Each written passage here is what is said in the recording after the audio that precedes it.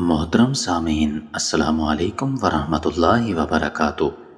اگر آپ میرے چینل پر نئے ہیں تو میرے چینل کو لائک اور سبسکرائب کر دیں اور بیل آئیکن کے بٹن کو بھی پریس کر دیں تاکہ ہر نئی آنے والی ویڈیو سب سے پہلے آپ تک پہنچ سکے۔ صحت سے مراد جسمانی اور ذہنی طور پر درست اور طاقتور ہونا ہے۔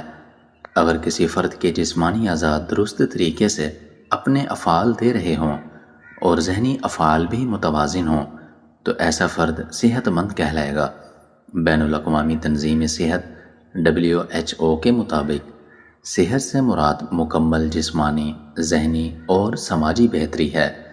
صرف بیماری کی عدم موجودگی صحت نہیں کہلائے گی۔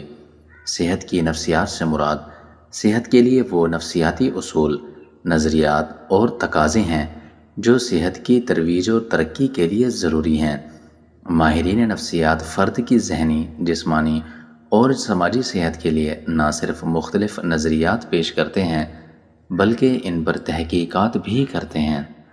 صحت کی نفسیات فرد کی بقا اور بھرپور زندگی کے لیے رہنمائی فراہم کرتی ہے، جس کے تحت فرد اپنے سماجی ماحول میں رہتے ہوئے اپنے طرز زندگی کو متعین کرتا ہے۔